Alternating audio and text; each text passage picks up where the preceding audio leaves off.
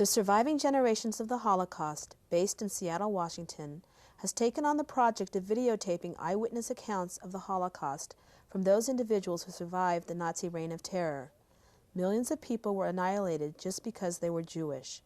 The goals of this project are, first, to educate the current and future generations about the Holocaust, with the hope that those who learn what happened will not allow it to happen again, never again to any group of people.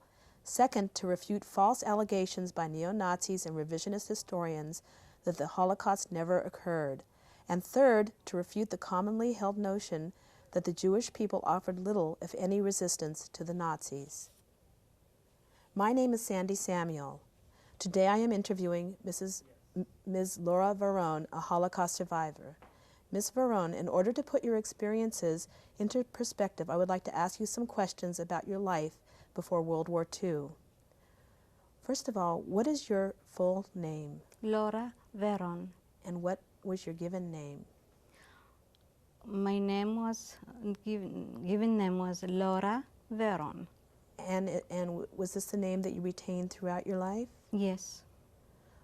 What were your parents' names? My father was, name was Salomon Varon. My mother, Regina Cohen Varon. Where were they born? My father was born in Turkey, Izmir, and my mother was born in Rhodes. Where were you born? In Rhodes.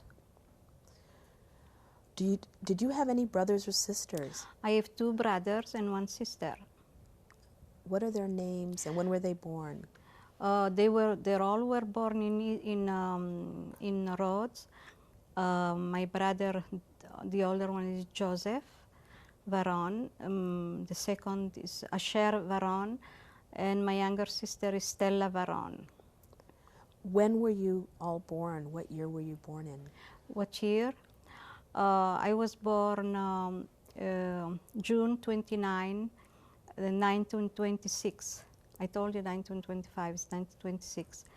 My brother Joseph was born in February, should I say the name? The year would be sufficient. Yeah, February 21st, 1927. Asher was born in May 14, 1928, and Stella was born in December 6, 1930. Can you tell us a little bit about the island of Rhodes and how your family came up to live in the island of Rhodes? Originally, we are descendants of the Spanish Jew who immigrated in 1940 to escape the Spanish Inquisition to Rhodes. In what year? In the 1400s.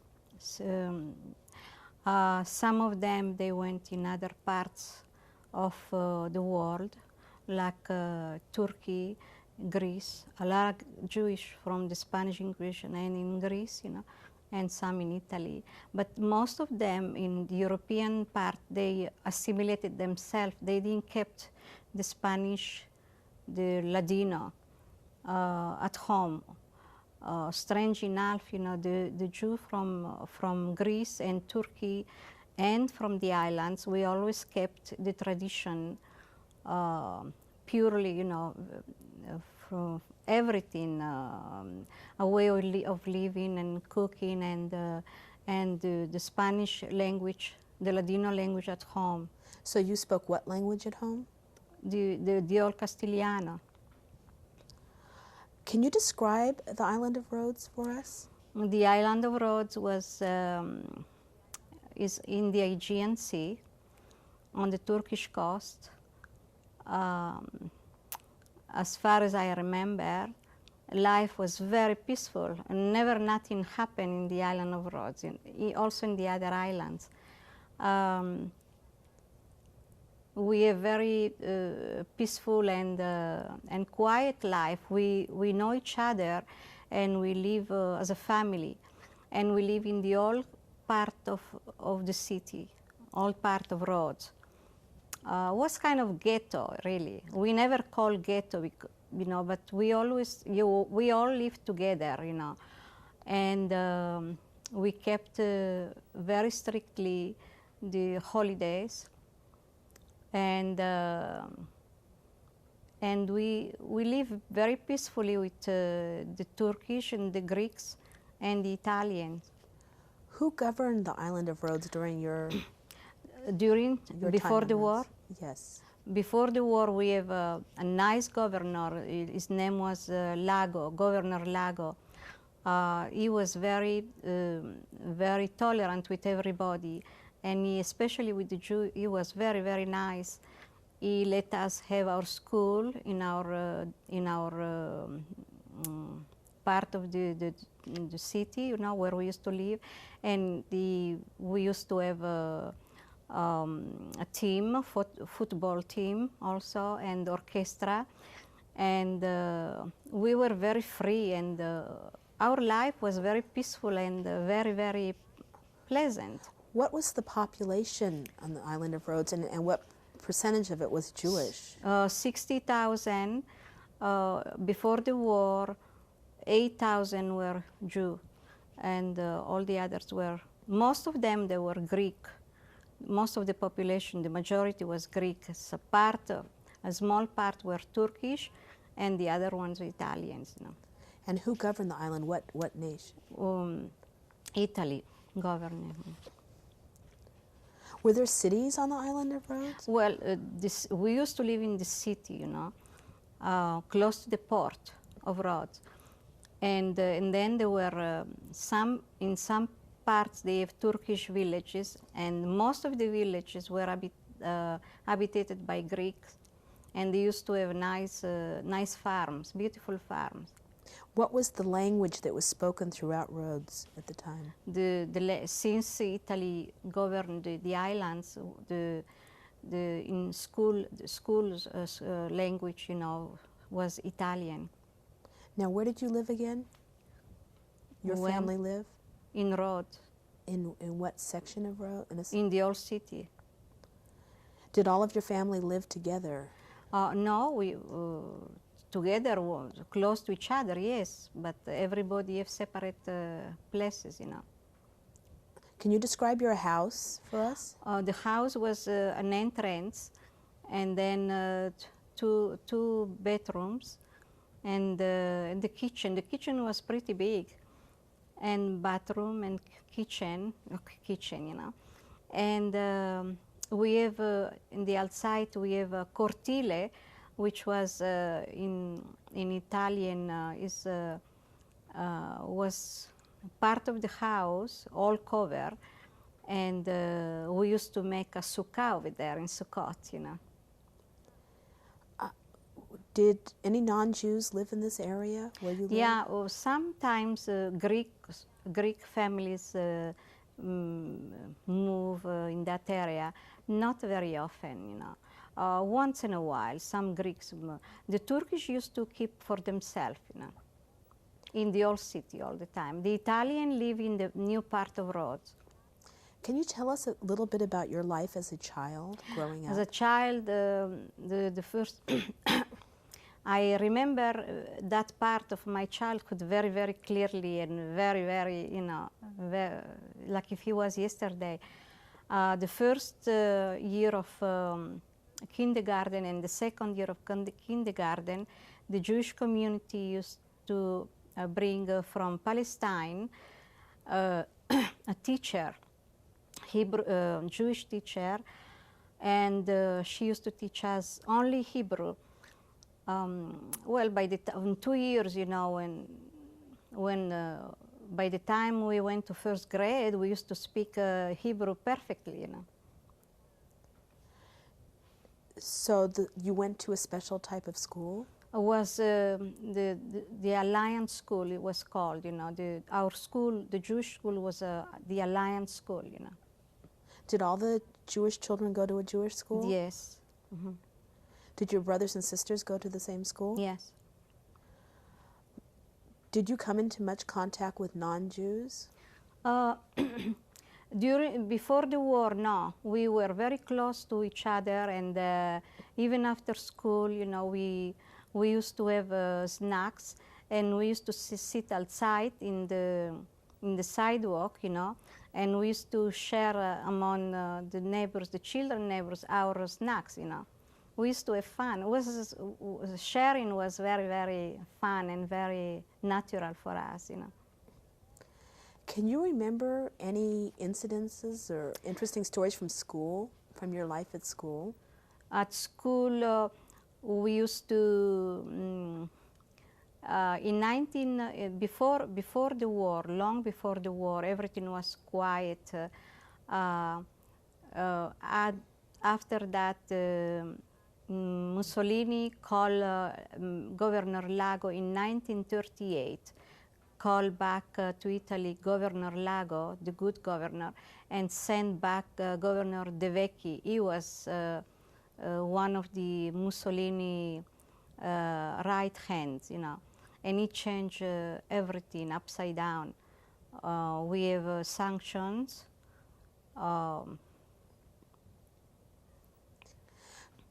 Before we go back to that, what was it like at school? Was it a very free type of school? Were students disciplined? Yeah, we have a lot of discipline. We have Rabbi Al-Bagli. He was from Turkey. He was very strict. If we didn't know or the lesson, or if we spoke in class, or if we did something like that, he used to give five in one hand and 5 in the other ones, you know. So. What did he give you? Well, with the stick, you know. Did that ever happen to you? He put me in the behind the door in the you know, twice. But once he did that to me, and my father came and told him not to do that again. Speaking about your parents, what did they do for a living? My father used to work in department store. The Al-Hadef family have big department stores, everything, shoes, clothes, food, everything. And they also have a bank, you know. And a lot of Jewish used to work for them. Some Greeks also used to work for them. So your father worked for the... My father, in the 20s, they have fire in Smyrna, and a lot of in Smyrna, Izmir, in Turkey, and they escaped Turkey, and they came to Rhodes, you know. This was your father? My father's family, yes. What was your standard of living? Was your family well off or poor? No, we were very simple, and we didn't starve, but we were very simple, and we tried to sew clothes at home. We tried to, you know, we were simple people. Did you have any extended members of the family who lived in your neighborhood? Did you come from a large extended family? Did you have grandparents? Yes, yes. We have grandparents, not from my father's side, you know, but my mother's side, we have a big family, maybe 50 people, you know. My grandmother, brothers and sisters, they have big families, and they all die in Auschwitz. Do you remember your grandmother's name? Rachel Al-Hadef Cohen. Did you spend a lot of time with your grandmother? Yeah, I did. We have to go every day over my grandmother, every single day after school. She was a second mother for us. And she lived nearby you? She lived nearby, yes. Was your family very observant? We were very observant, yes. Saturday was Friday night we used to go to synagogue, light the Shabbat candle, and not to touch fire from Friday night, you know, after sundown until Shabbat after the service, you know. Can you just think back for a moment and try to imagine what it was like to prepare for Shabbat, and tell us a little bit what it was like. Well, it was a big preparation, you know, from Tuesday we used to go to, or sometimes Friday morning, we used to go to the market, and we used to buy vegetables, meat or fish, you know, and everything, bread, you know. And we used to come home and prepare for Shabbat. We used to sometimes some neighbors, Greek neighbors, you know, they used to come. We used to call them to shut off the light or light if we need it, you know. We didn't touch electricity, you know. Can you tell us about any other favorite holiday observance? Think back as a child what holiday you might have enjoyed and how you might have observed it that might be interesting for our listeners. Like Purim. Okay, Purim was a festivity for Esther Amalka and Mordechai's her uncle. Esther was, for us, was a hero, you know. You know, a hero was hero. And we used to gather in one place in Rhodes. We used to call La Cayancha, which mean in Spanish means the large place, you know. Kai is a street, you know. So, but it was very, very large, you know, and was all just the way it used to be in the old days. And next to that place used to be the Crusader Castle, you know, where the Crusaders used to stop in the old days, you know. And it still was, the castle was still there. So for Purim, we used to prepare the festivities. We used to wear costumes. And we used to start the festivities the first day early in the morning until late in the day. At night we went home, and we have beverage. We have Turkish pita, and we have cookies, we have shamali, we have all kind of things like baklavas, things like that, you know. And we used to sing and dance all the time, all the time. Okay, we have a photograph we'd like you to identify that's going to be coming up on the monitor. Okay, can you look down at the monitor, Yes. please, and tell us what... This is my sister, Stella, 4 years old. Is she on the left or the right?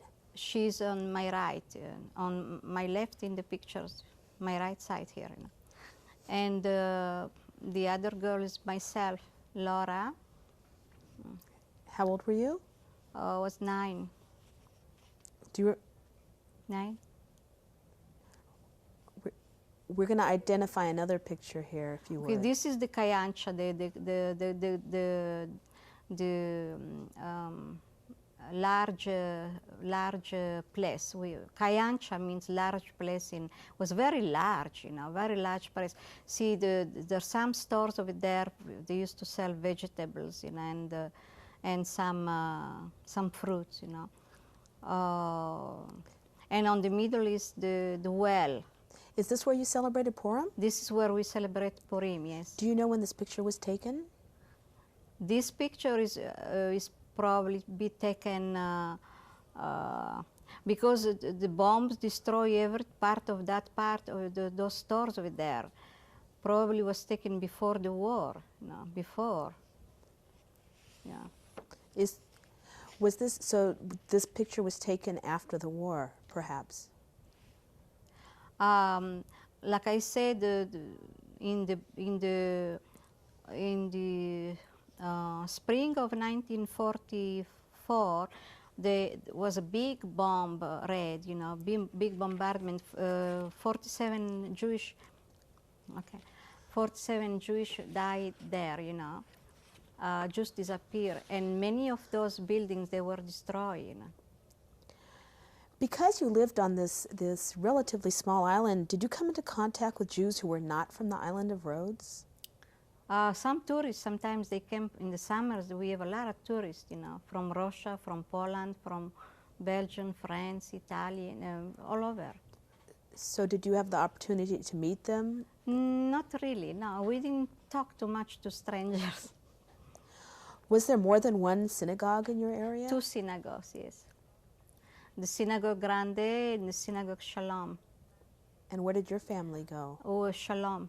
My grandmother used to go to the synagogue. We used to go in the Synagogue Grande also because, was not very far. We used to go most of all with my grandmother used to go to synagogue, Did you have a grandfather? Yes, he died before the war. Yosef Cohen. Did you think of yourself more at that time as an Italian or as a Jew? No, a Jew. Did you, when you came in contact with the Greeks or the Turks, did you have the opportunity to observe any interesting customs that they might have had? Their customs? Yeah, customs. Well, just one with the Turkish, because the rite, what you call the rites, what they did was a similarity with the Jewish, but the age changed, like circumcision, for example. The Turkish circumcise their boys when they are 4 or 5 or 6 years old. And it's a big celebration. And we did because it was a very happy event, So were you invited to those celebrations? They let us go and assist and then listen and hear, and it was very, very happy event, So they let us go, they let us see. As far as school was concerned, did Jewish children go to a Jewish school all the way through high school? Yeah, we have 2 years of kindergarten, 5 years of primary, junior, 5 years from this, and then 3 years of like a can be junior high or high school, And then we used to go we have to go to the Catholic schools, run by nuns and priests, Did you go to the Catholic school? No, I didn't make it to go there. Did your brothers go to the Catholic school? No, we didn't make it. We were too young. But the older boys and girls, men and women, they went to that school, to finish, the education.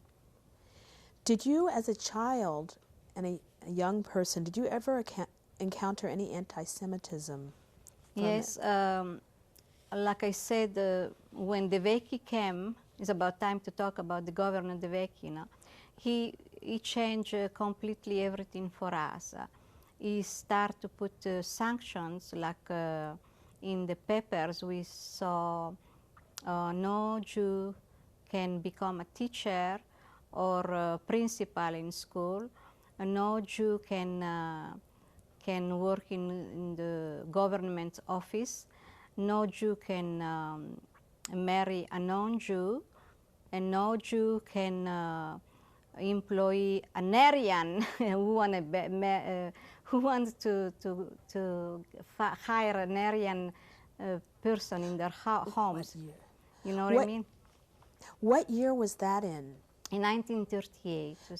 Prior to the time of that, did you encounter, did the Yes. Greeks and the Yes. Prior to that, especially in Easter and Passover time, which Easter coincides with the Passover, is very close, right? We used to play with Greek children. There was nothing wrong, They were children, they want to play with us, and we did play with them. But at Easter time, they didn't come anymore. And we asked them why you don't come to play with us. And they told us, my parents told us that we cannot play with the Jewish kids because the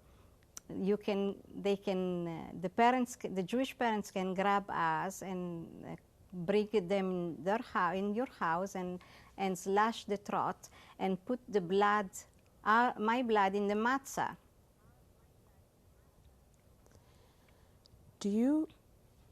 How did you respond to that? Well, it was kind of a surprise for us, you know. We went and talked to our parents, and our parents said, "Oh, don't believe in what they said, because I don't think the matzah is going to taste good with Greek blood inside, you know. It's not going to be kosher anymore anyway." And also, you know, sometimes the Greek children's, it's not the children, it's the parents, they talk to them, they talk to the children, you know, about certain things that they're not supposed to talk, you know.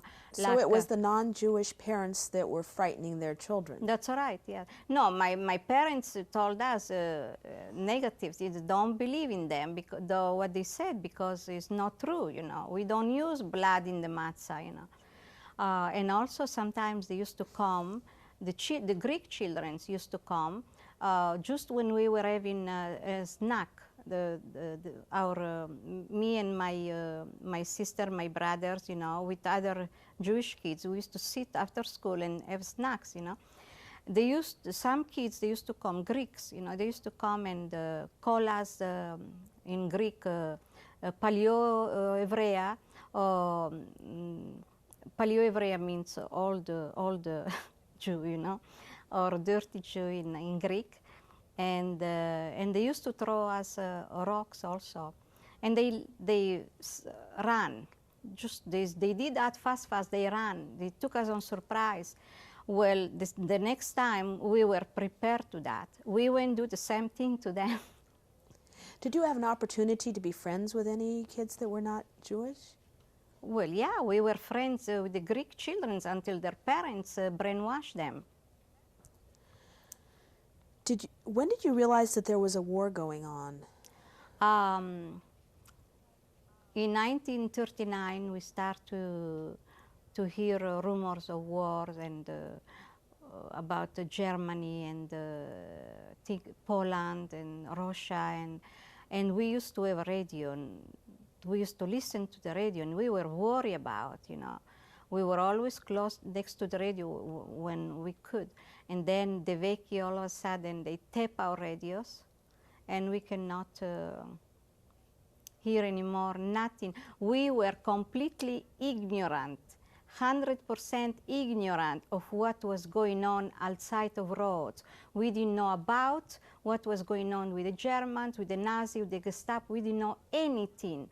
So when the the Gestapo came to Rhodes, we were completely, you know, naive.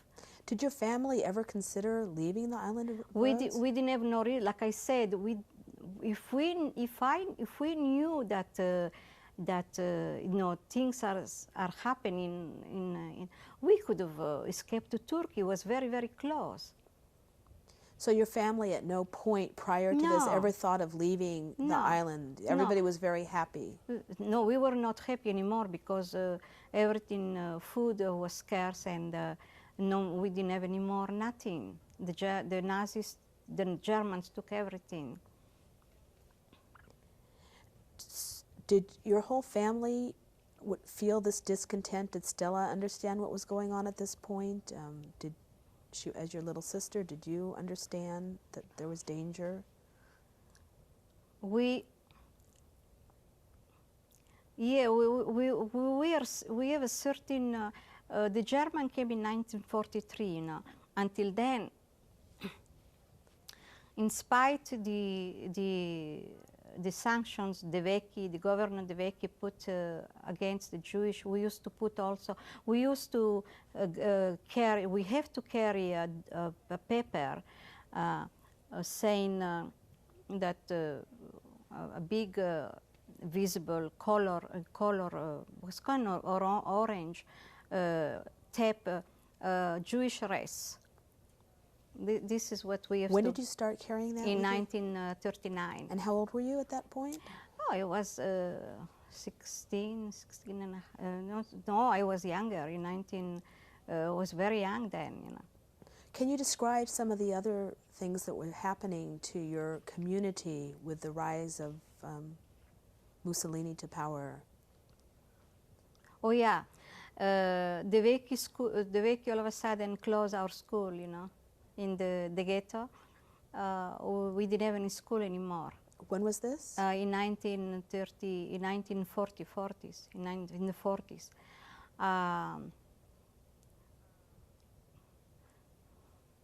But the Catholic nuns and the Catholic priests, you know, the ones they were outside of the ghetto, they opened the doors for us, you know, they invite us to, we were welcome to go and take classes with them, you know. Did you go to that school? We did go, but and then we were a little bit not afraid, but we didn't feel in place over there, you know.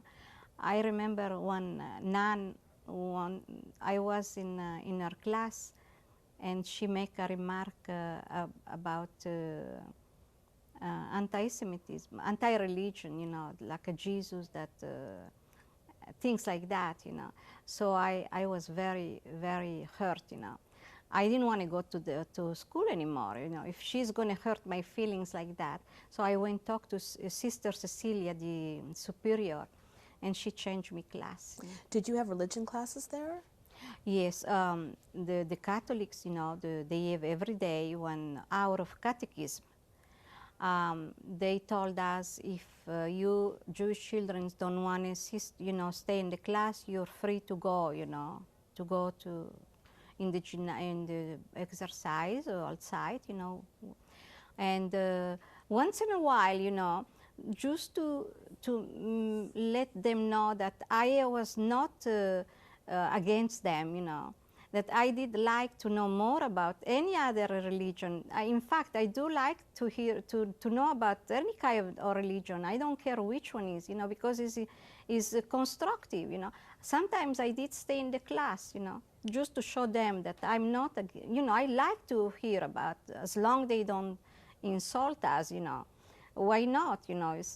But and then Rabbi Vidal came once a day to teach us Hebrew, and they give us another room where we can take the lessons, you know. What happened then?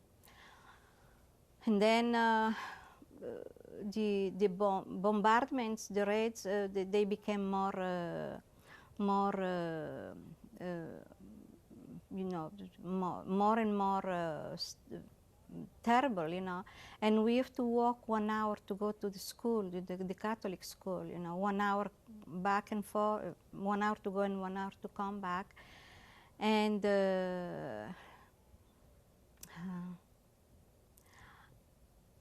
so we stay with the nuns and for 2 years, and then we quit because wasn't anymore safe to go there with the, you know. What wasn't safe? What was happening? Well, it was the war, you know. Now the news were very bad, and I think Governor De Vecchi put a sanctions over there to with the nuns also. Something happened that we didn't go there. In 1943, in 1943, yeah, the German troops occupied the island also. That's why. Did you come in contact with any of the German? No, never. You said there was bombing. When did the bombing begin? They used to bomb at nights, and we used to go to the shelter until when the Germans occupy the island. The raids, the bomb raids were more severe. They tried to hit the ports. the port of Rhodes, and this is the Jewish community. We used to live in very close to the port of Rhodes, you know.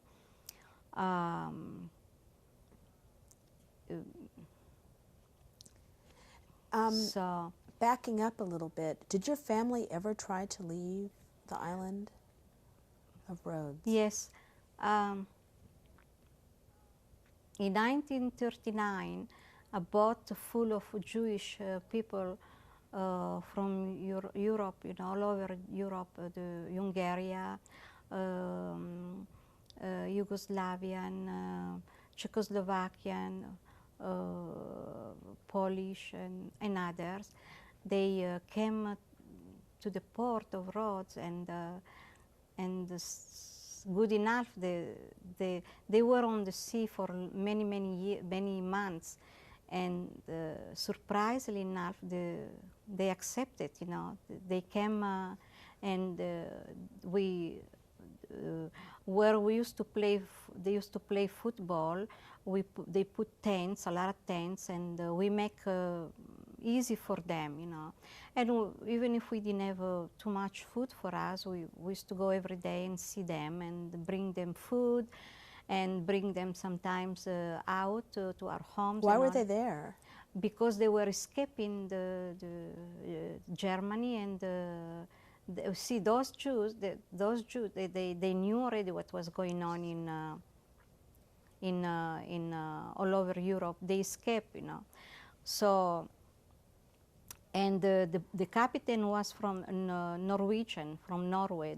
Now, where did these people escape from? From Europe, from Hungary, Romania, Czechoslovakia, Germany, Poland, those places, you know. But we still didn't know what was going on. We knew from them that that things are getting bad in that part of the world. When my father heard that, and he told my mother, when the ship is going to go, because the ship was already something was have to be fixed on the ship, you know, and the captain was trying to fix the ship. And my father said, we must prepare everything. When the ship is going to be okay, we are going to join that those people. We're going to go to Palestine. And in fact, we have everything ready, you know. One day, the captain came and said the ship is ready to go, you know, and so everybody took. My uncle Nissim, my father's brother, and his wife Bechora, and 2 children left, you know, with the group of Jewish, you know. And we were ready to go. My grandmother came and started to cry. She said, where are you going to go? They're going to bomb you in the middle of the sea. You're going to die in the middle of the sea, you know. We didn't go. We stayed in Rhodes, you know. So we tried to go, but things happened that we couldn't. We didn't, you know. This is destiny, you know. So in the meantime, the Turkish government was trying to protect the Turkish citizens, which there were few Turkish citizens, Jewish, in Rhodes, and they got them out from Rhodes, you know. And what else happened? Oh, the boat when was out in the middle of the sea, got fire again, came back, the same story again, you know. And then at the end, the ship got to Palestine, you know. So your relatives arrived? My relatives are still there, you know. One of the sons, Moise, stayed in Rhodes, and he died, you know. Was your family living together during all this period, your immediate family? Oh, no, we celebrate holidays together, you know, things like that. But we were very close, you know. So did all your brothers and sisters live in your house during this period? Yes, yeah. My sister, she used to like to live with my grandmother. Did she live with your grandmother? Yeah, all the time. She liked live there, you know. Maybe because she was the younger one, she felt a little bit, you know, we tease her, you know. So my grandmother, she also still have something that a health problem that need to be taken care very, very seriously. And my grandmother was good for that, you know. What kind of health problem? She has something in her head, you know, in her scalp, you know. It wasn't very serious, but my mother was very busy with 3 children, you know, so my grandmother helped, you know. What were your brothers doing during this period of time? When well, they used to have the little jobs, you know, and they used to study, you know. We used to study at home also. Like with French, my mother used to help a little bit of French, and my uncle used to help with Italian, arithmetic and grammatic, things like that. As the bombing was escalating and when the Germans came onto the land, you know, island of Rhodes, what happened within your community? Did you stay? Well, and we forgot to talk about the nice times before the war, you know. Please, we can go back and talk about it now. Can go to that. In spring of 1944, April 44, was the first day of Pesach. We were playing outside, you know, me and my brothers.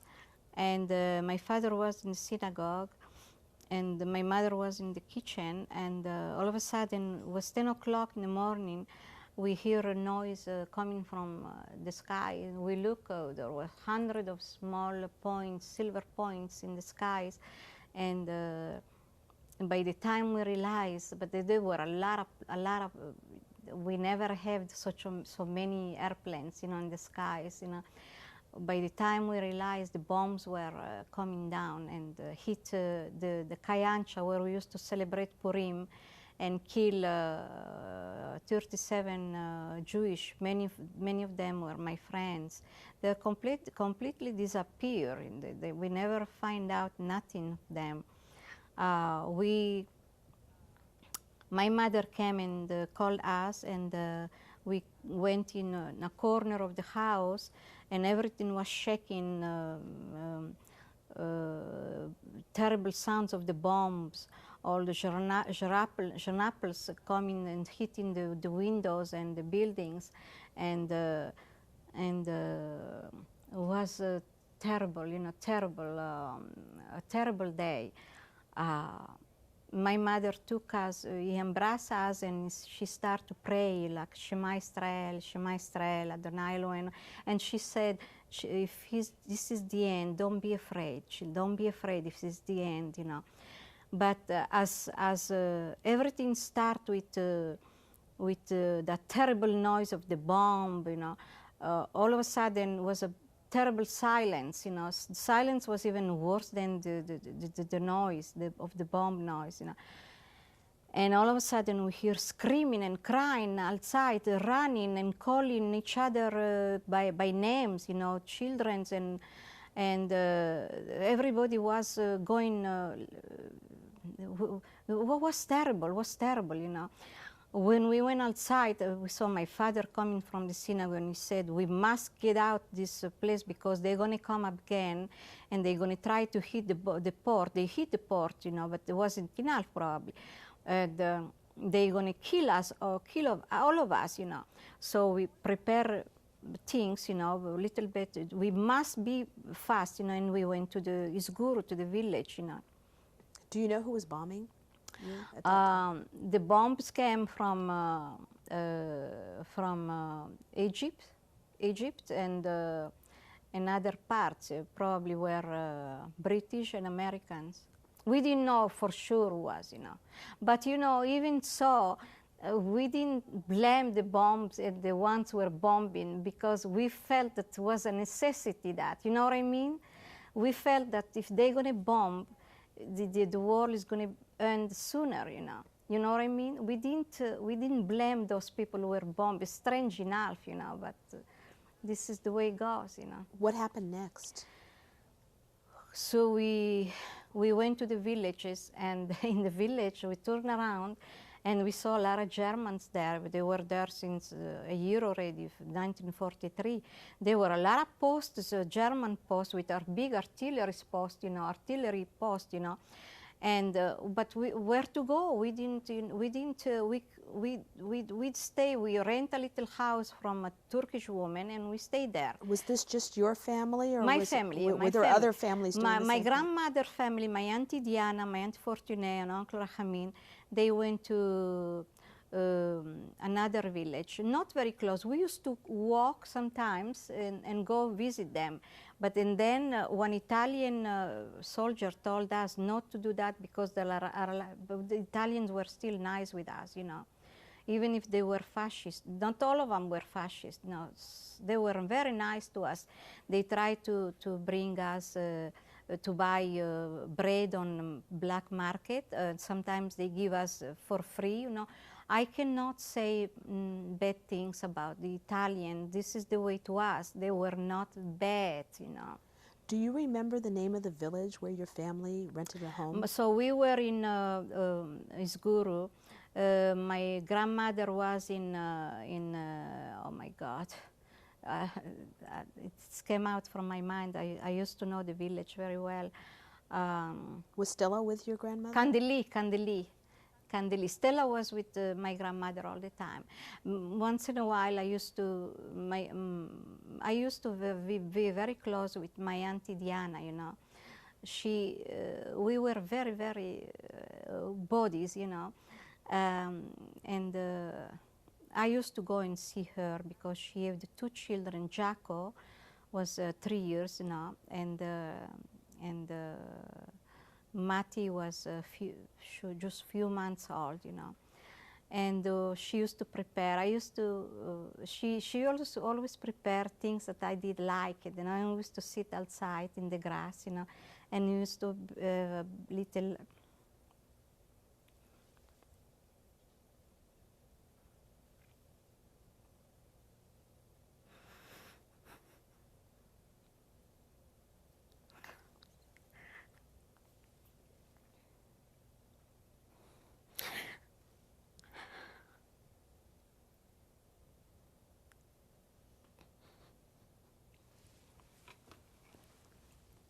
Like a little picnics, you know. Is this okay here? Yes, okay.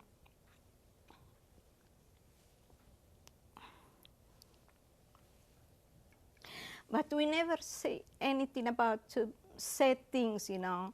We try to make our best. And it's amazing. Was your Aunt Diana in the same village as you were in? My Auntie Diana was with my grandmother in the Kandili part, you know. We had Turkish inhabitants over there also. Now, the men used to go all the time to Rhodes to work, you know, every time, you know.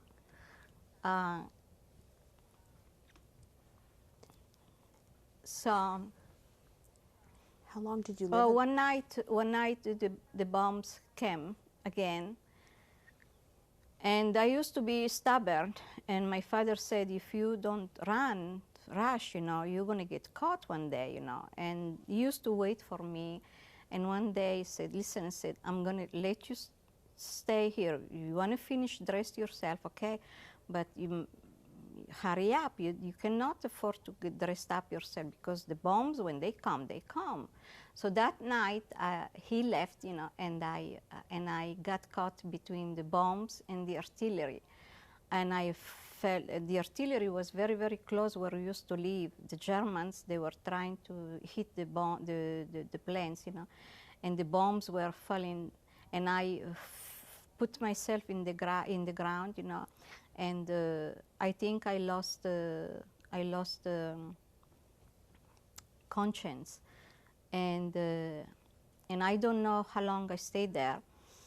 When everything was quiet, I wake up and I went to the shelter, and my father said that I look like a ghost. How long did you live in that village? Oh, we didn't live. See, just few months, you know. That happened in 1944, April 1944, Pesach 1944. In July of 1944, the Gestapo came from Greece, you know, from Athens. He gave the order to Governor De Vecchi to call all the Jewish men, and this is what happened, you know. Before that, the Germans used to send the Jewish young men to clear the mines from the all over, where they thought that they were mines. They used to send the Jewish men and boys to clear. I don't know how they did it. And sometimes many of our men die like that in the mines already. Did your brothers and father? No, they didn't. They've been called, but for some reason they didn't get caught by the mines, you know. But because when I used to go to Kandili from this guru, I probably could have been dead by mine. We didn't know about mines. We didn't know about nothing, you know. We didn't know. We start to learn after that when the Germans start to call on our men to go and clean the mines, things like that, you know. What do you remember happening next? Next, so when the Gestapos came from Athens, so they called the men and they went in this building used to belong to the Italian Air Force, a nice building. The men were there, and then they send in every village where they were Jewish, they send Jewish men, sent by the Gestapo, would tell all the women to come and present themselves with all their money and all their jewelries and all their possessions, you know. We did that, you know. We did. We were afraid that they're going to hurt the men. You see. Did the women go with the men? We did. We took a little bit of what we needed, you know, clothes or. We took all the money and we took all the jewelry. Now, were the men away from you or together with you at this point? No, the men were called before. They called the men before, you know. The men have to go before there, you know, and then they call the women. So where were your brothers and My father? brothers were with us, you know. So by the time in the meantime, I was a very good friend with this young woman, Turkish young girl, you know, and her mother used to be a very close friend with us, you know, and she didn't want me to go to present myself, you know, to that building. She said, "Don't go." She said, "You stay with us. We're going to hide you." I didn't want it, you know. I didn't want it. Say I'm not going to hide myself. Wherever they go, I will go, you know. And the mother was crying, and she tried to keep me with them, you know, and I refused. So the women in your family gathered all the jewelry and all your possessions? And we went there. Where did you go exactly? Where did you go? Was some to the same building that the men were detained, you know.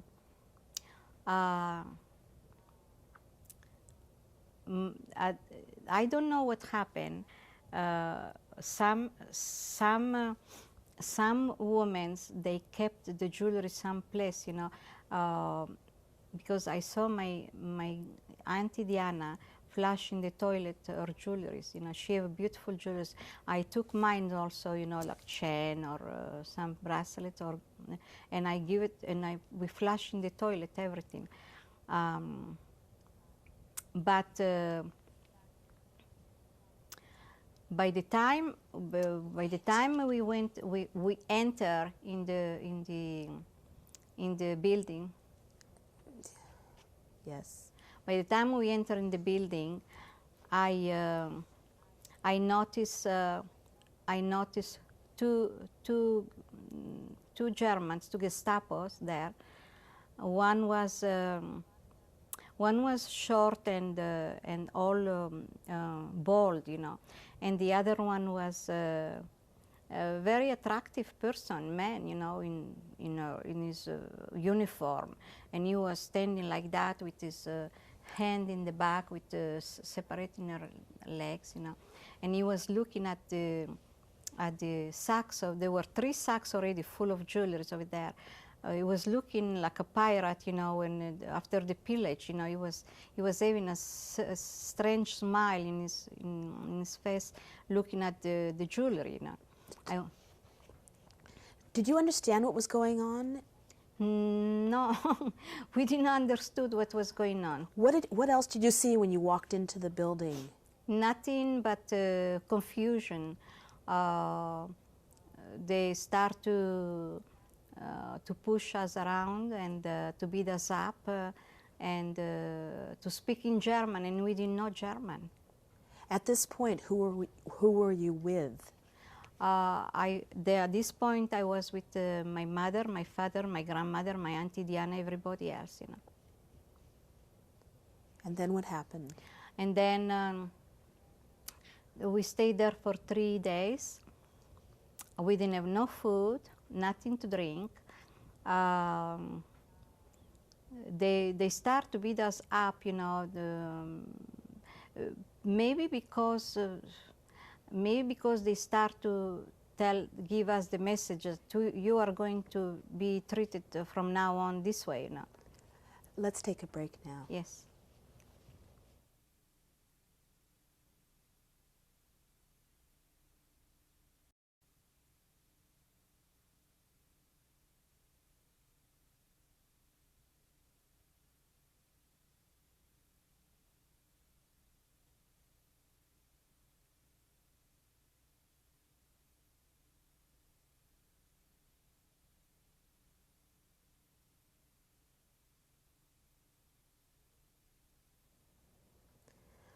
Laura, before we continue on, can you tell us a little bit more about your life before the war on the island of Rhodes? Okay.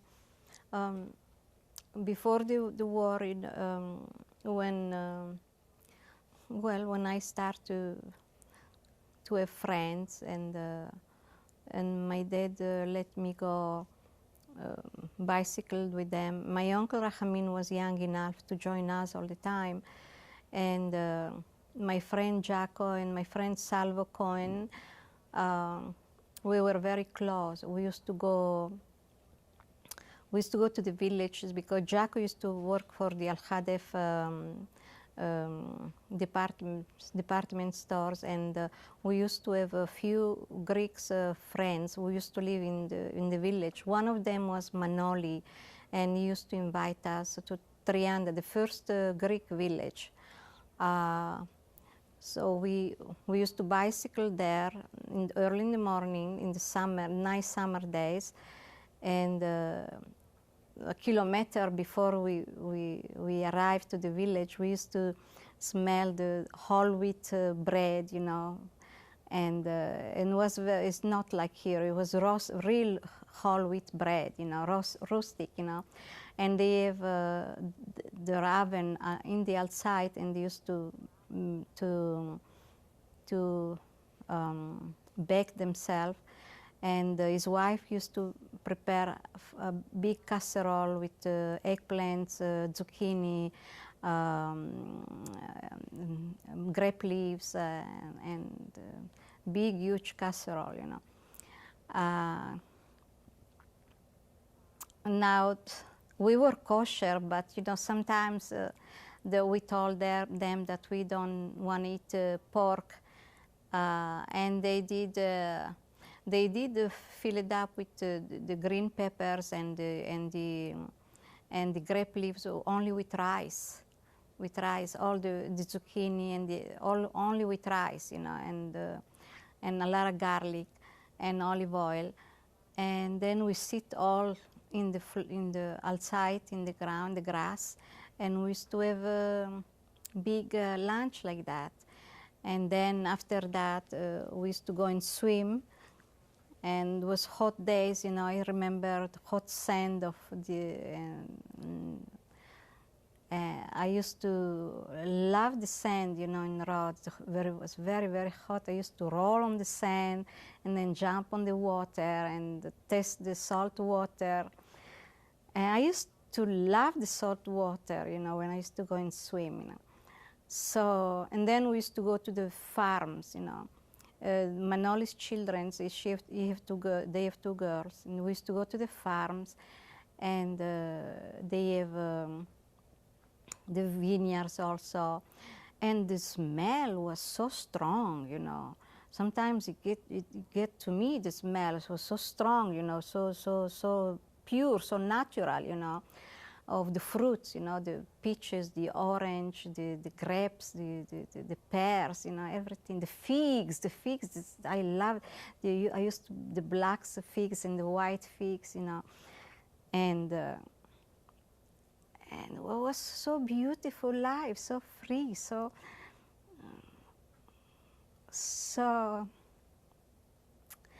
And then I remember sometimes, you know, we used to go to the other village, Kremasto, you know, it was the same thing. We used to go there, we used to sit and have some, they have grenadine, you know, grenadine, some. How did you get there?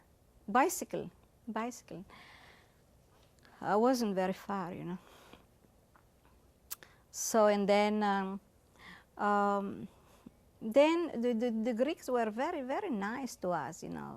They were very, very friendly with us, you know. And then we went back, you know. And then sometimes we danced hora with them, you know. No horo. The Horiatica, you know, style of, was kind of hora, like Israeli style, but a little bit different, you know.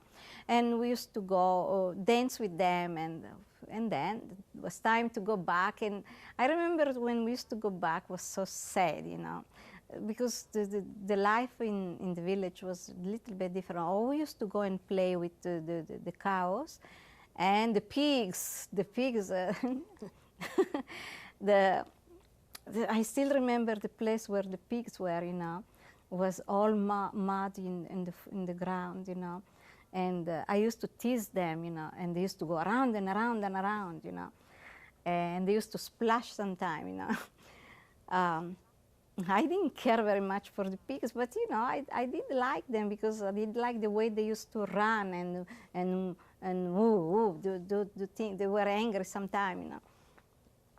And then it was time to go back, and sometimes his wife, Manoli's wife, he gave us fruits to bring home, a lot of fruit, you know. And so we went home, we were very tired, you know. And then we used to have our beach in Rhodes, you know, part of the beach, you know, belonged to the older part of Rhodes, to the, you know. My grandmother had a little cabin, you know, and used to spend nights, entire nights in the beach, you know,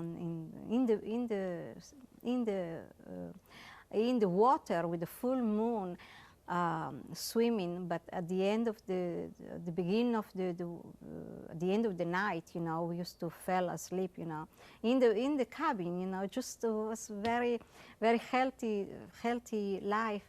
And then the day after, we used to go and play again, ball, you know, and run on the beach, the same thing, you know. And on the cemetery was close to that beach, you know, the Jewish cemetery. The Vecchi exhumated the cemetery in 19. Go ahead. Yeah, please go ahead. I need you to look at me. Oh, I'm sorry.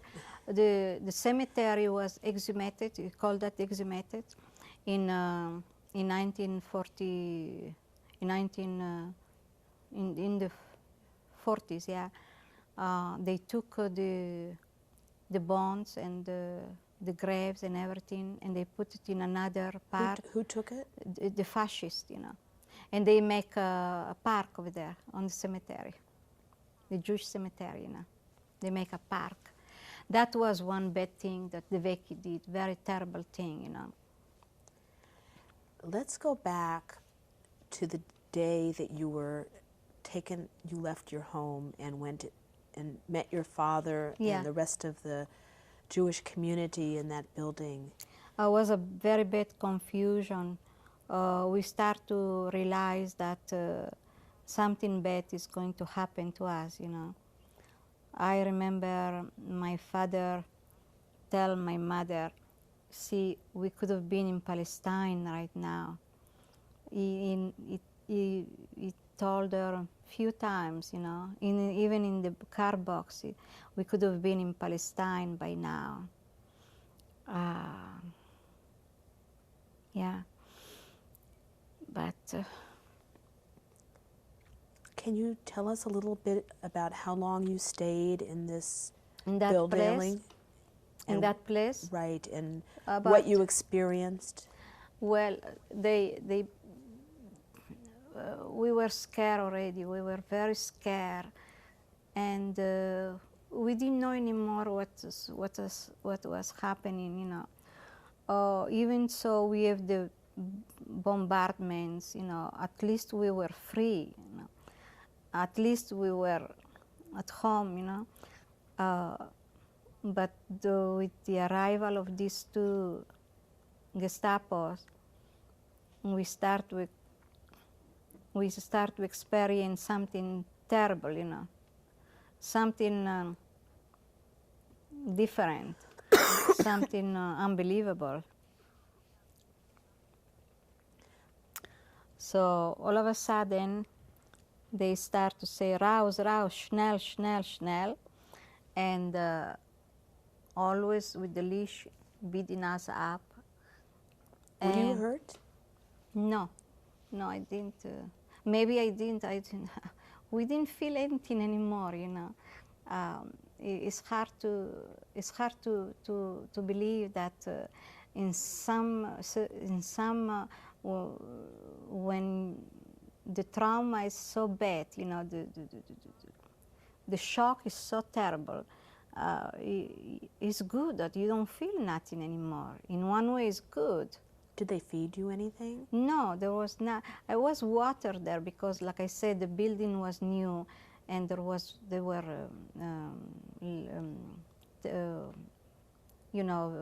toilets and water, but we didn't have.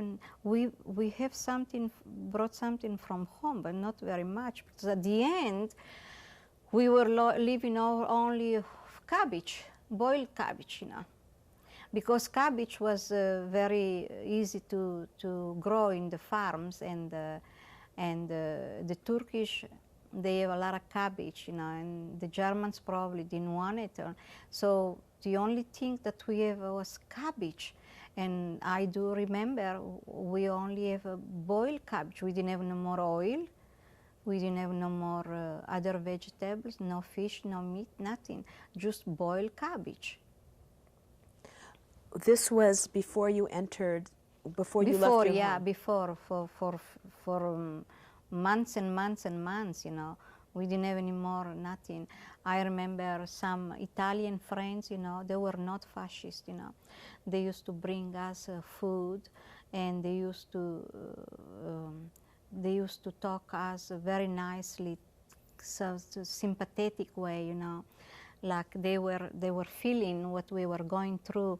Sometimes they give us chocolates also, candies, and my mother started to be sick, one day before we were deported, she started to have a high fever, and I went to ask one of the Italian, my mother is very sick, what can I do? She said, there is a post, Italian and German post, but it's 1 hour in between the farms, So you go there and try to talk to the Italian officer, So I went there and I spoke with him, you know, sometimes we took chances because the German could beat me up or shoot me, you know. You never know what could happen. But we took chances because we didn't know what was going on outside, you know, of the world. And then in times of the desperation, you know, despair, you don't feel the danger anymore, the risk you're taking, you know, you go, that's it. You have to go and you go.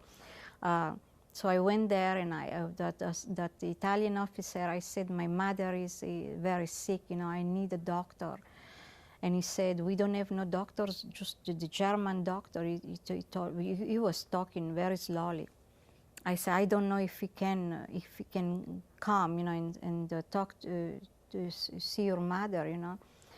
And I started to cry with him, and I said, please, I said, I was all red and all hot because it was hot, you know, it was in July. I said, no, I said, please, you know, please talk to him, please. So he said, let me try. He went and talked to the German, and he said, no, he said he doesn't want it. And I said, please, I didn't want to go. I said, I'm not going. I said, please do something. So he went back, and then the German came out, the officer, you know, and he told the Italian officer, I'll go only for one time, but we're not supposed to bring help to no Jew, you know, any whatsoever, you know, no help, you know. So I'm doing something against the rules. And he came, and then he took, he looked at my mother, you know, and then I said, you come back tomorrow and I'll tell you what happened, what is your mother. And he told, when I went back the day after, he said that your mother have a very bad case of anemia, you know. She's very anemic, and she's going to go, there is no anymore hope, you know, no medications, nothing. She's getting worse, you know. So, and that's it. So when you entered this building where you stayed for how long? We spend nights there, you know. We spend nights, we sleep in the floor, and at nights, you know, was quiet because the Germans were out, you know. They were not there, the Germans. And but in the morning they came and they start to make a big noise, beating us up and calling us Schweinerei, you know, Schwein, pig in German. How many people were in this building? We were, it was a big building, very big building. We were all together, we were about 1,700 men, women, and children, you know. And we are all packed in the floors all over, in the bathrooms, in the outside, in the halls, and everything. How long did you stay in this setting? 3 days, about 3 days, and then, and 2 nights. And then what happened? And then the third day, he came, raus, schnell, schnell, schnell. And then he was like a crazy. They were like a crazy, you know.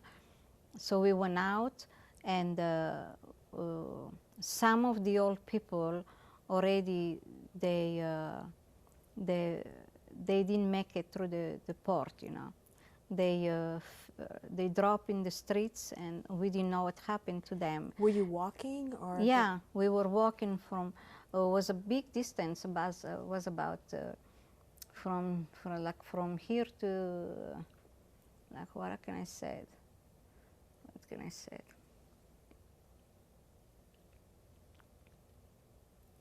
This is from here to Queen Anne, you know. You know, even further, you know.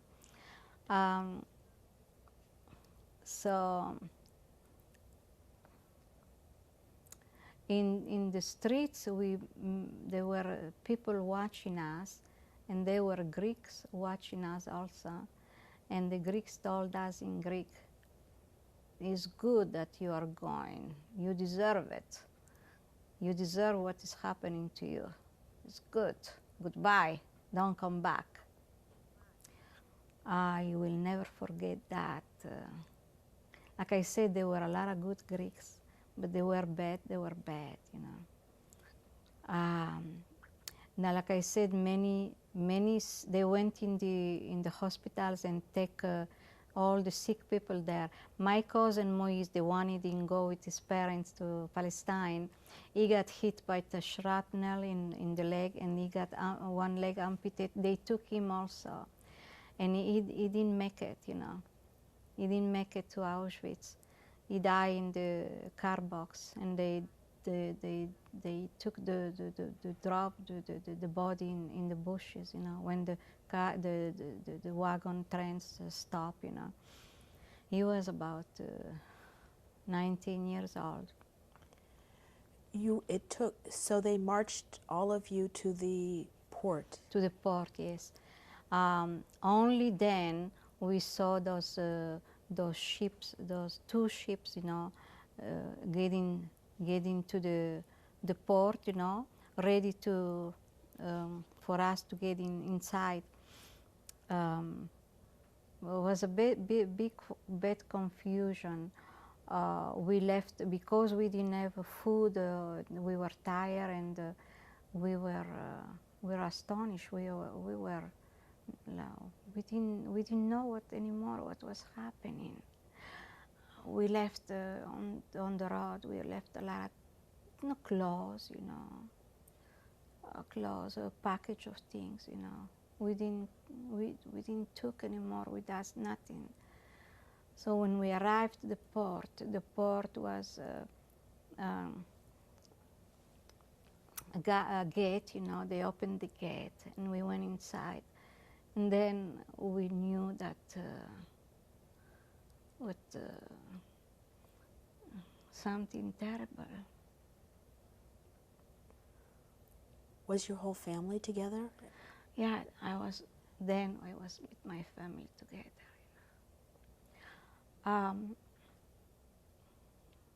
In the confusion, sometimes we got separated from the families, you know.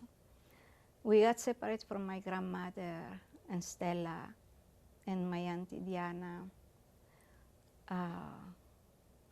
So we went in one boat. They used to transport petrol. These ships, you know, they were petrol and oil, you know. There was very small, you know. We were put in the top and underneath also, you know. In two arms only. We were packed one against the other, you know.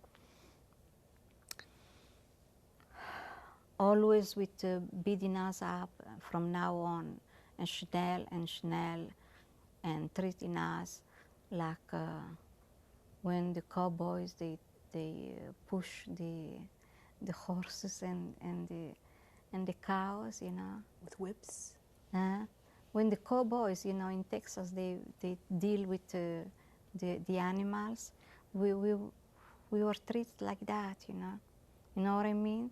It's not because they want to do it, but because the animals, they can take that, you know. I mean, that it's not fair, but, you know, they were treating us like that. Were these Germans or were these Italians? No, Germans.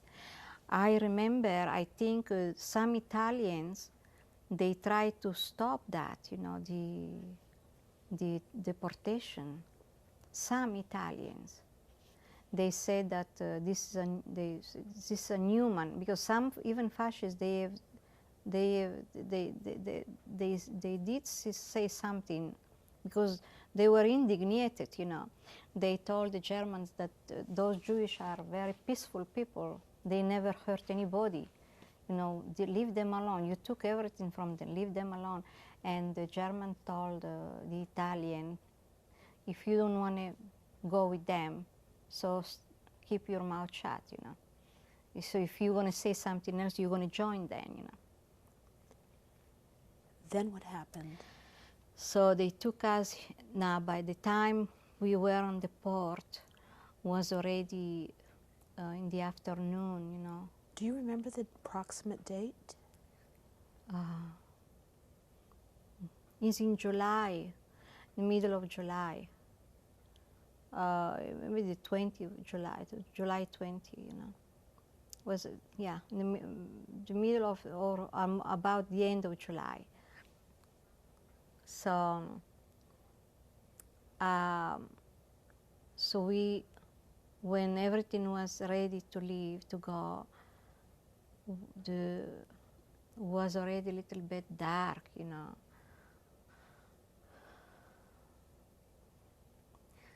And I remember sometimes, you know, like I said, sometimes we miss each other and we find ourselves with other people, you know. I remember all of a sudden Laura Codron, you know, Laura Codron, my friend, we were at the end of the boat, or at the beginning of the boat, you know, the ship, you know. We were standing here, me and Laura, and we were looking at Rhodes, you know, when the motor start to run and we start to go. Oh, it was so terrible. We stood there, you know, and we couldn't believe that we were leaving Rhodes. By the time we realized, it was dark already, and the ship was already outside of Rhodes, a little bit outside of the water of Rhodes. And we stood there until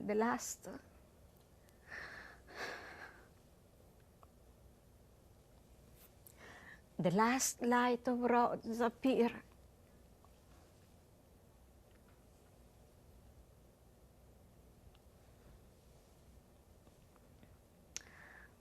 So we went, and all of a sudden we turned around. Terrible darkness fell down, you know, maybe because it was already night, you know, and we start to be between the sky and the sea, you know, the Aegean Sea, you know.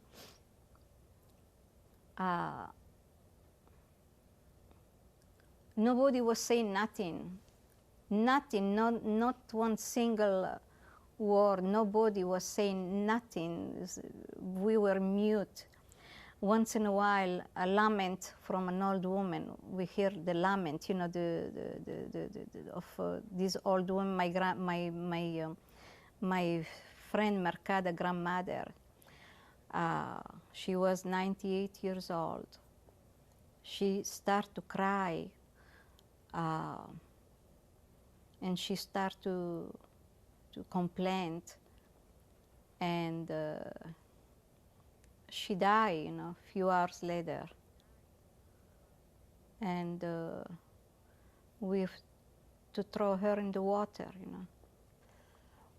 We're going to take a break for a minute. We're going to break for 1 minute. Break.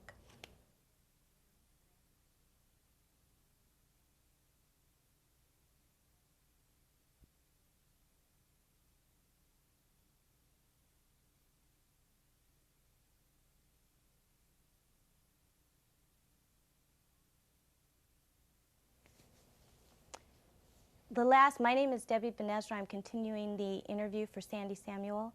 Laura, you were on the boat, and you said you were with your friend Laura, and you were looking at the island of Rhodes. What did you talk about?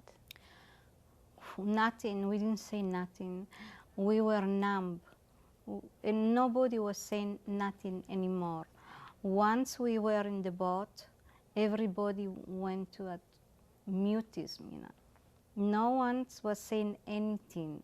Just the ones who were sick or old, we heard lamentations, you know, and crying, and said, we, you know, in the old Spanish ways, when things like that happen, we used to say, oh, Padre querido, when nos están llevando?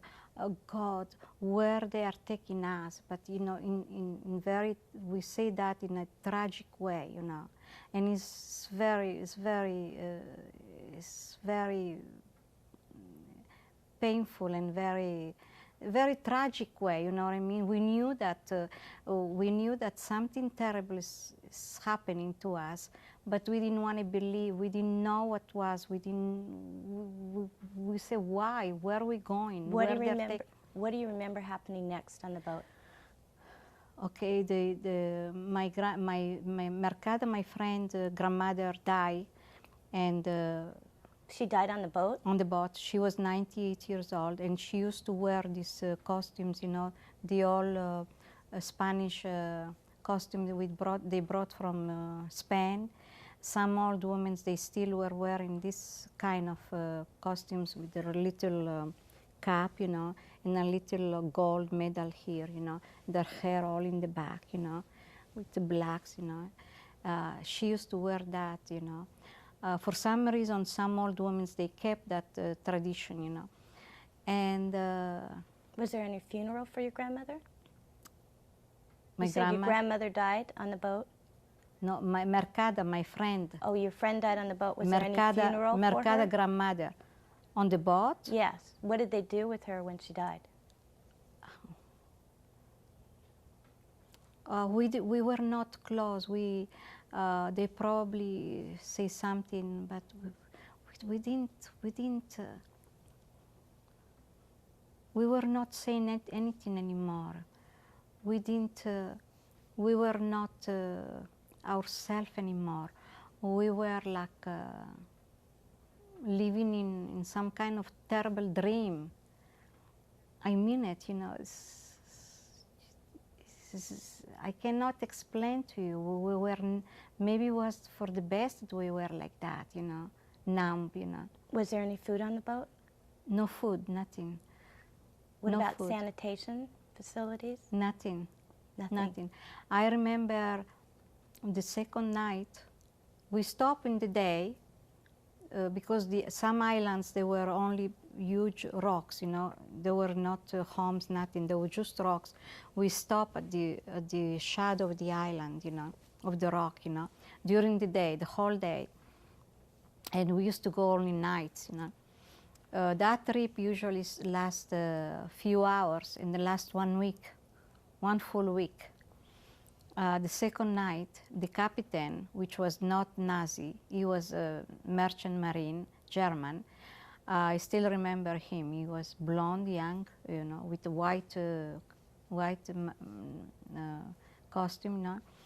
He came before the ship started to go. The third night, he came in with a few jackets, safe jackets, you know, safe jackets, you know. Yes. To put, and she said, put on you. He gave us only few, you know, not enough for everybody. You have to put that because there is a Russian submarine on the waters, and in case they bomb us, you know. And we look at the jackets, and we said, who is going to wear that? It's not enough for everybody, so we didn't wear jackets. No one wear jackets. The life jackets you're referring to. No one wear life jackets. Because we would decide if everybody's going to die, we're going to die together. We don't want it. And the reason the boat stopped in the shadows of the islands is because during the day was visible, you know, for the planes or for the observatories was in the Turkish coast, you know, the island of Rhodes was on the Turkish coast, and they probably were observing us, or they were submarines, you know, watching or wherever, I don't. So he said that, you know, we are going to go only nights because during the day it's dangerous to travel, you know. So. How were the officers of the boat? Did you communicate with them? Are any of them memorable? The captain was a young man. Besides the captain? No, just the captain. Did you spend any time with Stella on the boat, your younger sister? No, Stella. Stella was with my grandmother all the time. But she's on the same boat as you are? No, she's not at the same boat. Stella's on a different boat than different boat, because sometime, you know, we lost each other, you know. We tried to stay together, but we got separated. Are your parents on the same boat as you? In the same boat, yeah. My brothers, me and my mother and father, and you know. So you were on the boat how many days? Okay, the same day we stop after they give the life jackets, you know. Small boat approach was a small boat, the one you can maneuver yourself, you know, small one, you know, very small. And two men were there in civilians, and they were nice and clean cut, you know, and nice hair, you know, young, you know. I still remember one. He was very gentle looking and very handsome young man, nice white shirt and nice pants, everything very clean. And he gave us bread and cheese and honey, and he always was with that gentle smile, you know. The captain was close to, he was taking the bread also, and he was giving us the bread also, you know. And then they left without saying not one word, nothing, nothing. We never knew who those people were, you know. It's not strange, huh? So what happened after the men gave After you the that, food? well, we were happy, you know. We were bread at least and something else to eat, you know. And finally, What happened? other people also die from the other ship also. Other people die, and What did they do with the bodies? Do you know? throw in the water. They threw in the water. Yeah. How many days were you on the ship? 1 week. 1 week. And then what happened? And then when we arrived to Piraeus, was another Schnell and beating ups over in Piraeus. They were terrible. You saw who beating up who? Us. Did you get beaten? Maybe, I don't, maybe I got beat up, you know. Did you see other people getting beaten? Yeah, and screaming and crying and a lot of confusion. When we went to Hydari, I remember Hydari be filthy place, you know, very filthy place. Peppers all over, you know, it was windy that day, peppers flying all over.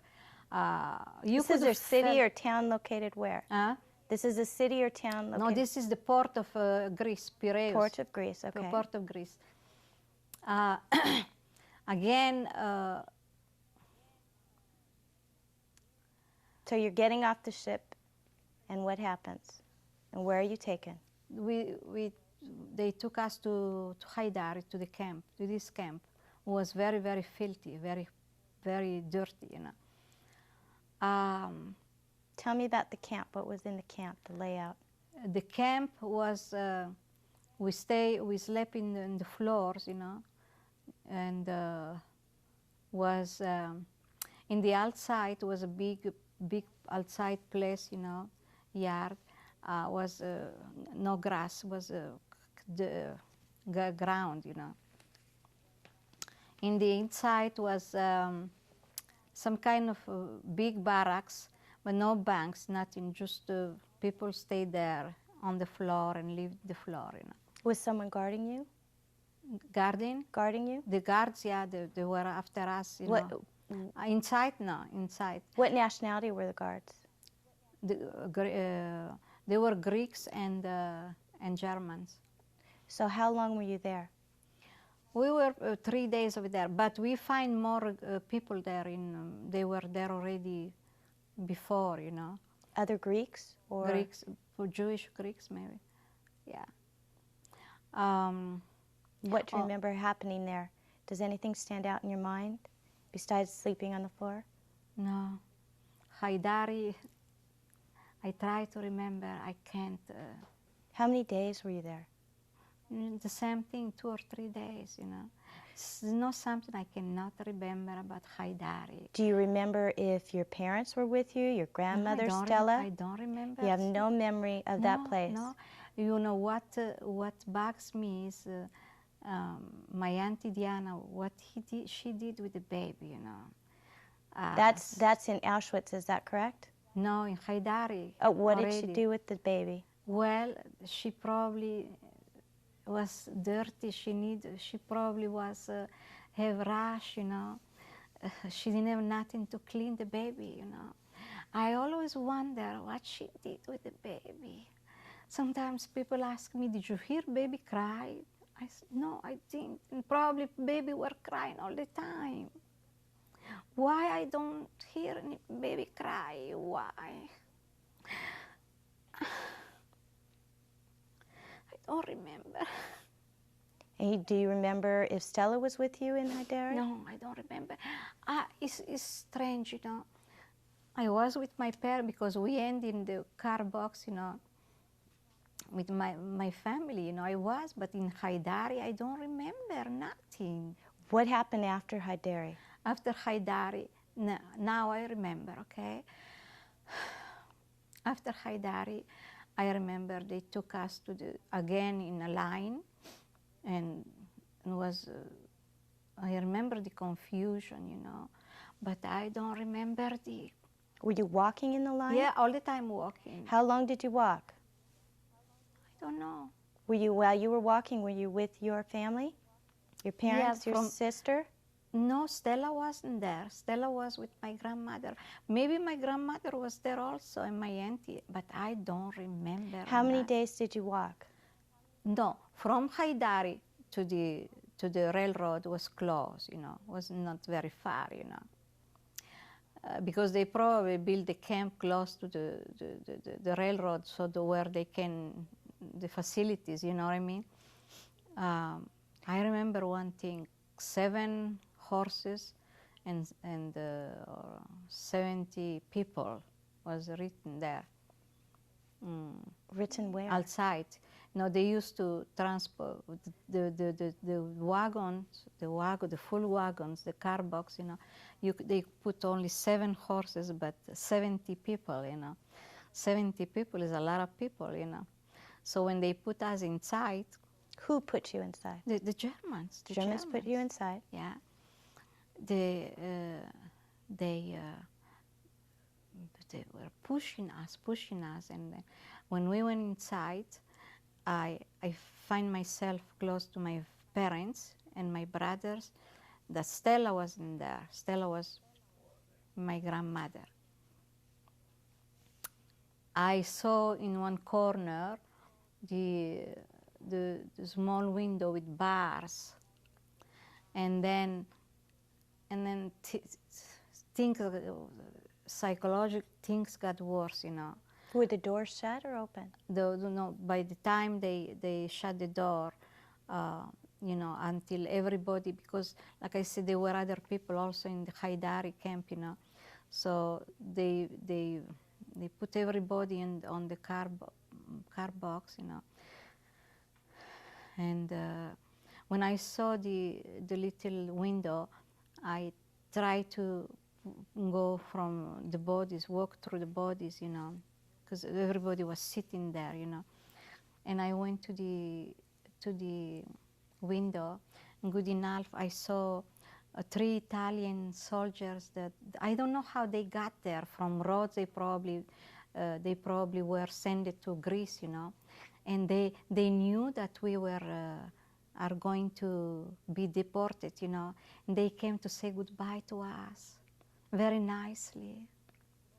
And one of them was crying.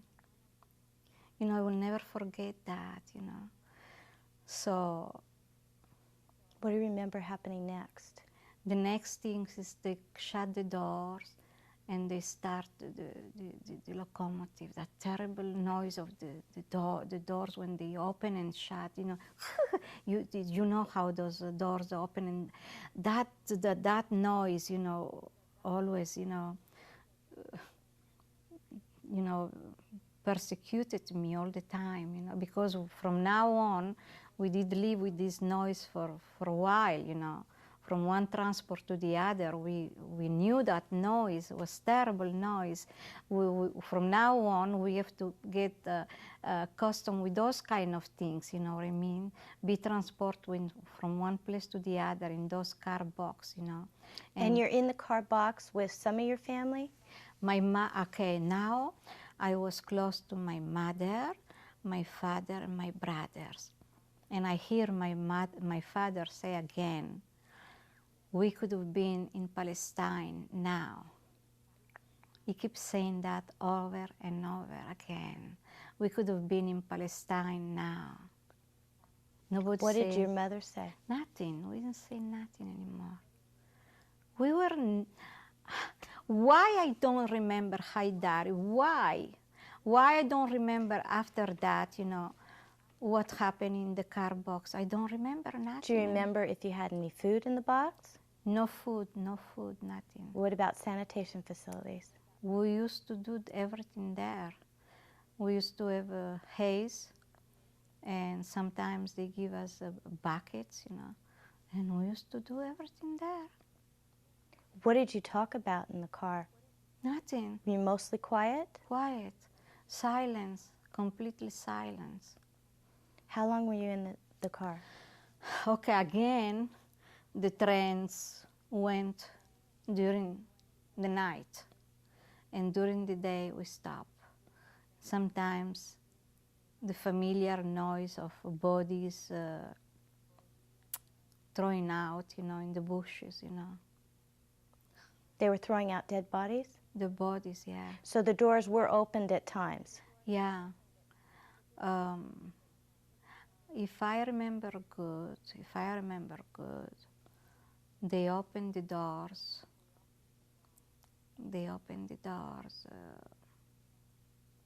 Every time we stop. That we can dump the buckets also. Yeah. How many days were you on the train? That the cattle trip, train? 1 week from Rhodes to Piraeus, and more than 2 weeks, you know. Where were you going? Okay, we pass very familiar names, you know, Yugoslavia, Czechoslovakia, Bulgaria. Somebody said that in Budapest, the Jewish community gave to the Nazis the bread, white bread for us, and honey and other things. They never gave it to us, you know, the Germans. Where was your next stop? The next stop was Yugoslavia also. We stopped in Yugoslavia. Did you get out of the train? No. Never go out of the train. Just to dump the buckets, you know, buckets. So after Yugoslavia, where did you go? Well, we pass. Which one was the country? Was with King Boris, you know. Was he was very sympathetic with the Jewish, you know. When were you Bucharest. When were you allowed to get off the train? Night when we stop. During the day when we stop, we get out from the train. Not all of them, you know. Only in case we need something, we need to take the bodies out, or to dump the buckets. I don't remember if we went out to the bathroom in the bush. We were afraid.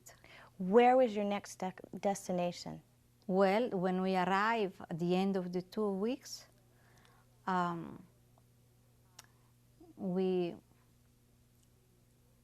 the train started to slow down. Was a beautiful day. Beautiful day. Was the sun was shining. I remember the hot temperature in the wagons, you know, in the car box was terrible, and the smell, you know. So your next destination? The next step, the last step was Poland, you know. When we arrived there, they enter, we saw from the far away, we saw people walking with uniforms, striped uniforms, and then when we arrived to the gate, of Auschwitz, we didn't know then nothing about. Okay, we didn't know what was Auschwitz. Not. We went in a gate, and the train started to slow down. I don't remember that. I remember when I was watching in Tel Aviv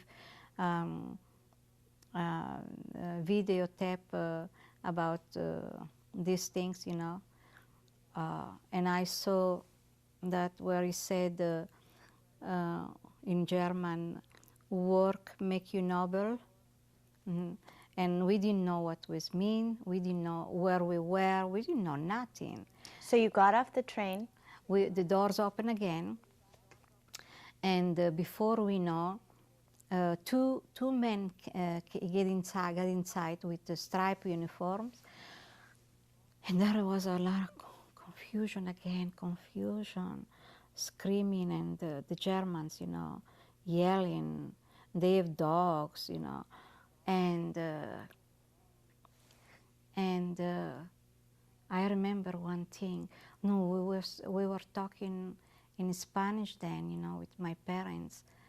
I was talking with my parents, and my parents said, "Try to keep together, try to keep together."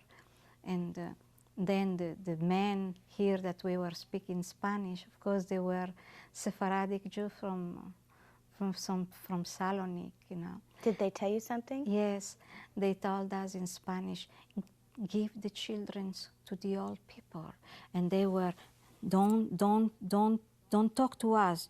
They were talking and work and taking out everything. Don't talk to us. Don't talk to us. They didn't let know the Germans. They were talking to us. Give the children to the old people. I was trying to find my Auntie Diana.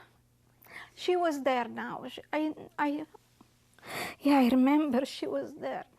My grandmother said, "Give me the children's Diana," and my mother was very sick, you know. And I tried to tell my Auntie Diana, "Yeah, give the children's." We didn't know what the man meant, you know. So did Diana give the children? No. She kept the children with her. She said, "I won't give the children to nobody." So what happened? They put us in two lines. This I remember.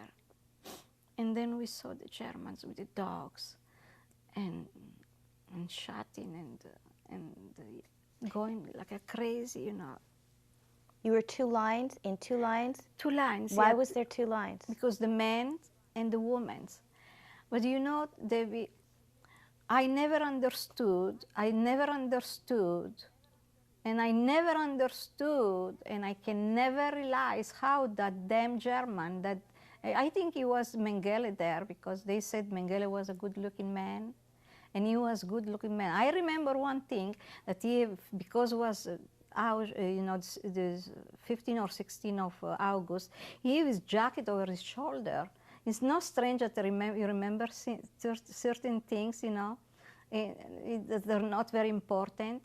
And his cask was in a different way. Maybe he was drunk or something, I don't know. So you were moved up in the line? Okay, move in the line. And I don't know how he was doing, Debbie. I don't understand. I will never understand how he did it. What was he doing? He was doing like that. And then when he came to my part, you know, to my Auntie Diana and my grandmother, they passed already, and my sister was now close to me. You know, your younger sister, Stella. Stella, and my two brothers, my father the other side, and my grandmother and my Auntie Diana, they left. My mother, "Keep together, Laura, keep together with Stella. Don't leave her alone. Keep together all the time. If we are going to survive, it's going to be in Italy, not even Rhodes, Italy, you know, because we knew the language, you know. But you know, before we know, they disappear. Who disappeared? My grandmother, my auntie. How they did? I don't know, Debbie. I don't know. Could you see your father from where you were standing? No, you no. couldn't see your father or your brothers? No, my father, no man. We saw no man. I don't know how he did it. You know how he did it. Well, you got up there to this man, and what happened? And then we find ourselves, me and Stella, in the other side. I know was this side, you know. And my auntie Fortuné, which was about 30 years old. And where were you? Where did you go? Where were you sent? We went in that part, and then I think there was a music, a big confusion, music, and. So we went in that part means you went where? We went now in another part of the camp, the camp, where no, one part was they were supposed to go down. We didn't go that part. We were in the other side, and the first thing they did was, they give us, I remember I still have a nice jacket from home, a nice skirt, you know, and shoes, you know. I try to keep this one, you know, all the time. We were filthy. The first thing they give me, and they probably give to everybody, you know, was a bowl of like kind of rice, very white rice, you know, like a puree, you know. So you had this before you went anewhere? Before they gave you rice? This rice, bowl of rice. And when we saw that, and I like rice, you know, and I try, when I was smelling Clorox and Purex, you know, what do you call that, detergent. And I hate this smell, you know. I always did hate, since I was young, that smell. And you know, my stomach was... What were you supposed to do with this? Eat it. Who was telling you to eat it? Beating up. Then I knew, I felt my head and my shoulders, eat, you know, in German. No, and he was passing, I think there were also capos involved in that part, you know. So it was rice, but it smelled like Clorox or detergent? Yeah. So did you eat it? We have to eat it. By the time we eat it, my stomach was upside down. Do you know what that was for? Well, from what I hear, and also when we went inside, you know, when we went inside in the showers, they came with bells, what do you call that? Something like that. We were naked, you know, and they said bend it, and they stick that in our rectum, you know, and in bellows, yeah, and in our vaginas, and we knew that there was a liquid then, okay, and they were hurting us also. Was it men or women who were doing that? Men and women. Men and women. Men and women, and the men were laughing like a crazy, like a demoniac, you know. Were they German? Of course. So the Germans did this to you. I remember Germans and women doing that, you know. German and women, you know. And then what happened to you? No man on stripe uniform was then there anymore. How did that make you feel?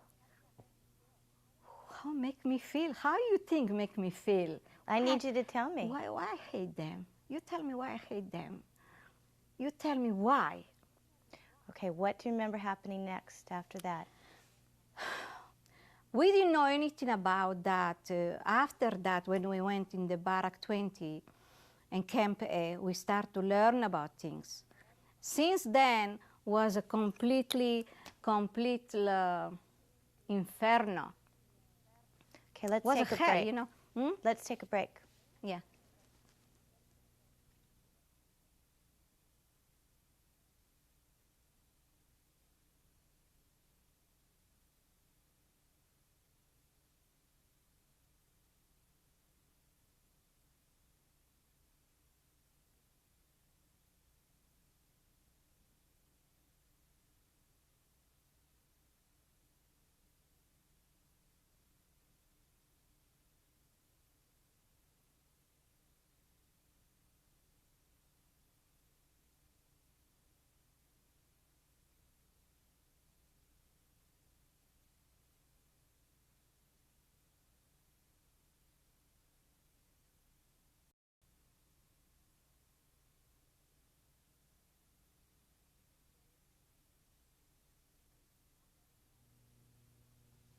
After the rice incident and the bellows, what The happened? bellows, they took us to the shower, and this is the way we were naked, and they did with the bellows then, okay?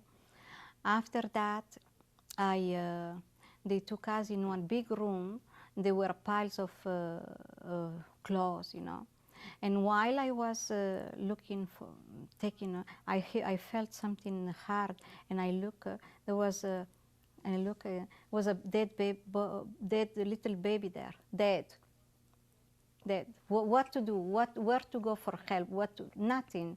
This is from now on. We have to see things like that. We have to suffer. We have to in silence. You know. So you got clothes. That's it.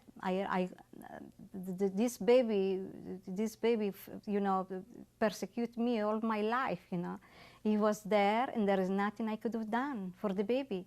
I cover him up again, and that's it.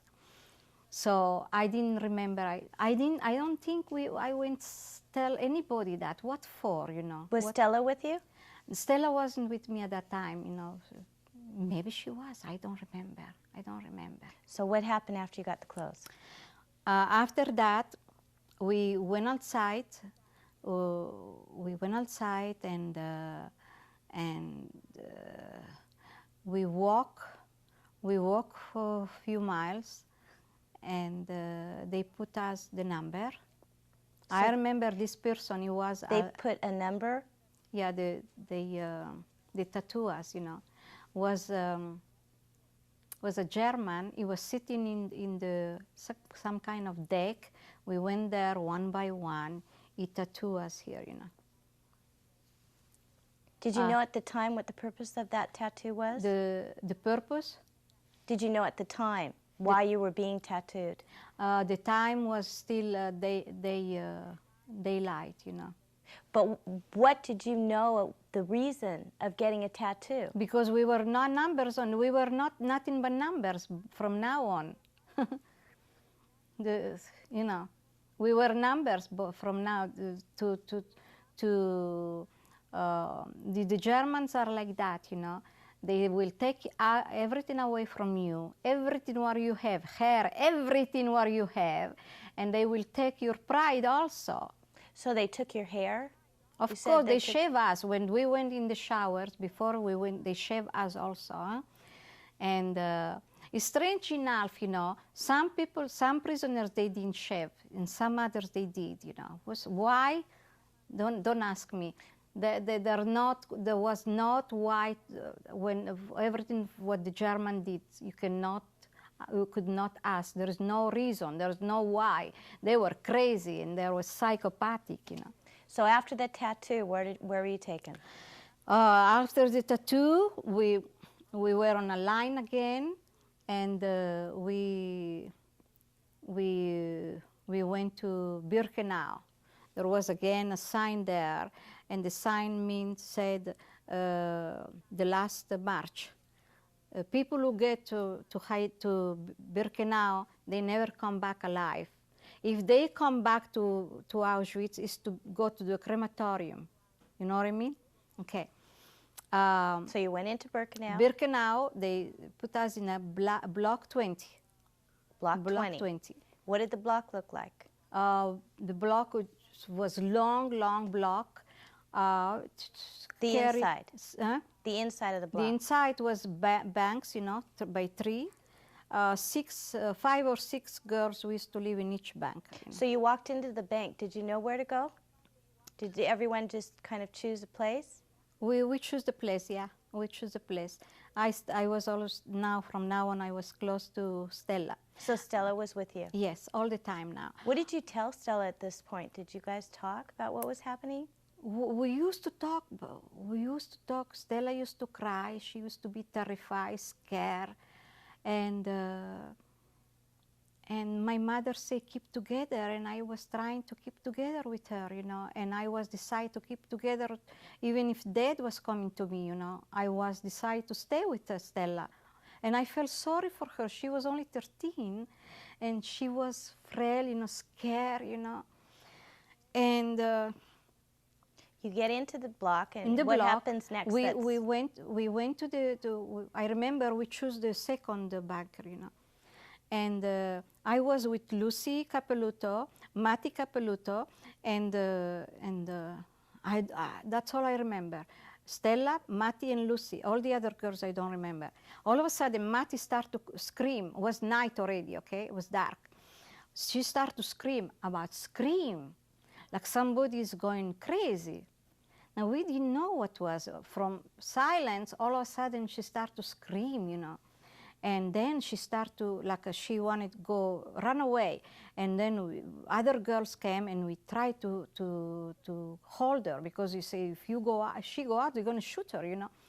So, and all of a sudden, she started to scream and scream and scream, and then, boom, she did one movement, and she died. I think was out of desperation now, because Matti was a very strong girl, you know. Even there, even without what we went through, she still was strong, you know. She was very pretty. She was tall and husky, you know. She died of desperation. She couldn't take it. We start also, we knew already, they told us the crematoriums where we arrived, Auschwitz. The music is because they don't want for us to hear the screaming and the crying of the children and the babies, the people burning alive, you know. And if Beethoven and all these composers knew what the Nazis were using their beautiful music, they want to tell to the Nazis, the hell with you, you know what I mean? What happened after the next day?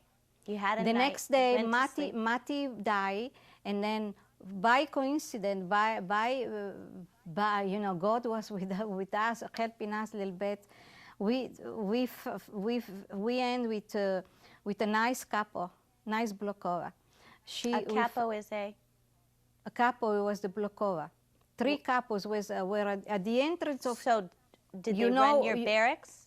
Did they run your barracks? Yes. Or were in charge of your barracks? At the entrance of each barrack, there was a small room with 3 bunks, you know, for 1 person, and they used three blokovs were there. One was the chief, was the middle, and the other one I don't know. There were three girls, 3 women. So your block leader was very Sometimes nice? we saw Germans inside drinking, you know. Okay.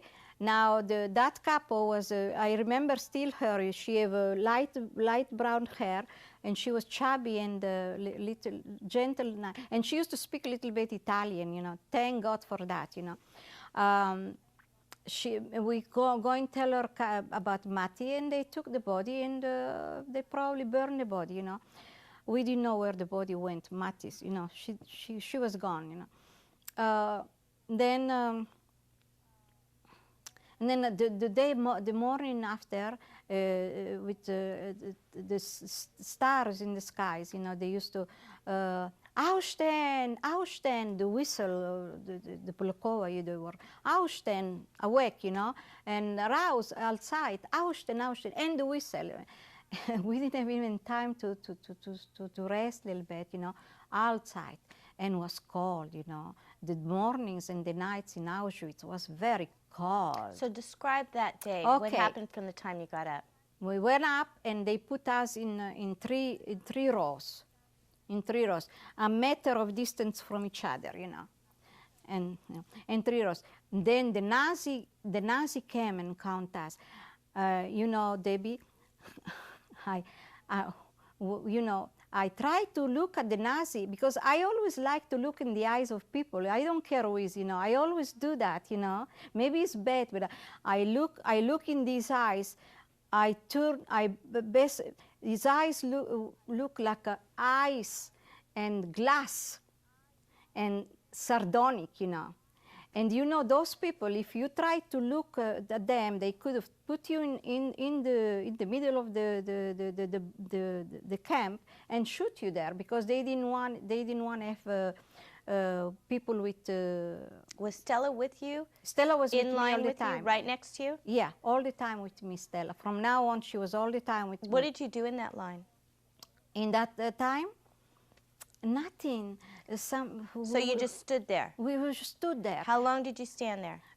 Maybe half an hour. What was the purpose of The keeping purpose, you standing? they said they want to count us. How could you escape from Auschwitz with the the wires.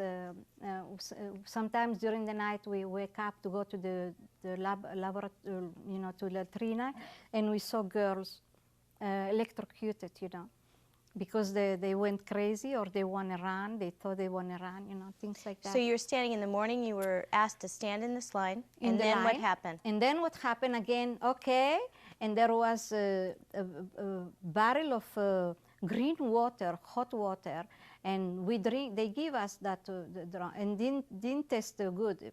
They told us that this water is going to be for to kill all your, to reduce you as a zombie, you know. To reduce you as and the rise and the bellows were for that also. They told now That's what people. Who's they told you this? Other The other prisoners. people. Other prisoners. So did you drink the green water? We have to. They were again. Were you given bowls to drink the water? Or Yeah, the cans, you know, empty cans. So you had a can. They give us a can. From now on, we have to keep that can, you know. So you kept that can with you? Yeah.